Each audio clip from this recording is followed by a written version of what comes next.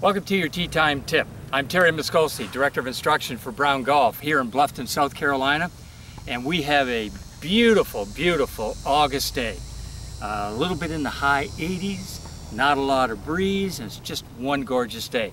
But today I'm going to take the time out and discuss the term cocking the wrist or setting the club at the top and what kind of trouble is lurking in the background. So let's get over to the practice tee and let's talk and discuss on how setting the club and or cocking the wrist can get you into trouble.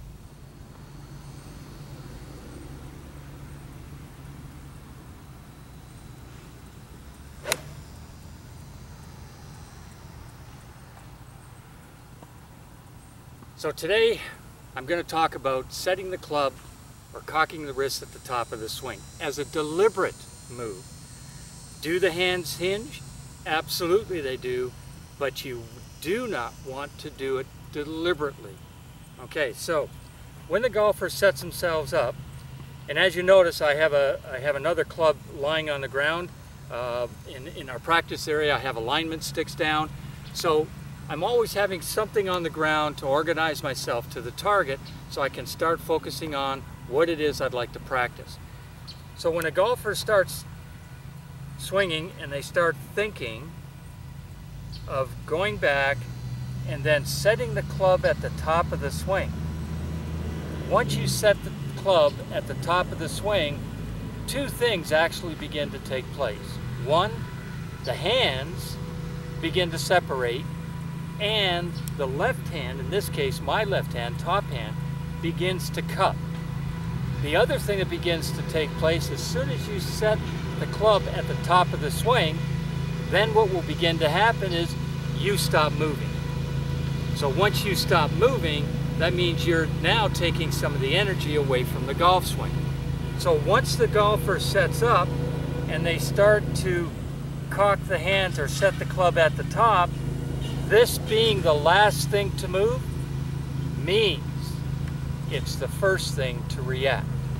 And once you hinge and then you react, there's a term that's called casting in golf. And you begin to discover what casting is all about. And what begins to happen is that when the club starts to pull this way, what happens with your body position, as you're back here and you start to pull and the club is reacting here, the body then starts to pull upwards and backwards. So here are the shots that you begin to experience. You begin to hit the ground before the ball. You begin to, if you're up high enough, you'll top the ball. If it pulls really hard, you pull up and away from the ball. So now you catch the toe of the golf club, and as you come up, the club face is open. So as the ball gets out there, it starts to move to the slice side of golf. So for the golfer who's been practicing hinging and setting the club, eliminate that hinge, and the purpose of the hands is what they do is they move your arm and your shoulder back to center. And if you can have the hands pull the arm and shoulder back to center, do the hands hinge? They absolutely do. Why? It's because on how you positioned your hands on the grip of the golf club. And remember, I don't care whether it's a 10-finger, overlap, or interlocking, whatever it is, your hands pull the arm and shoulder back, and if you have the flexibility to get where the club can go to parallel, that's fine. But if your flexibility says that's all you get, then just go to there. Because if you're there, you've engaged this side in your swing, you now have the opportunity to hit the ball as long as you really want to.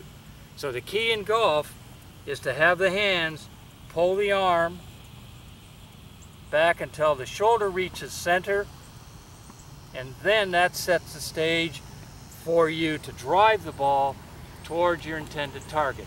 If you make the mistake of setting the club, then your hands separate, which changes the angle of the golf club.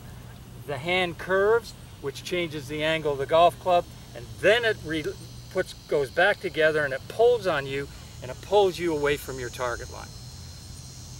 So the idea is to have a good golf shot. We don't deliberately hinge, we let the hands do it on themselves, and this is what you see.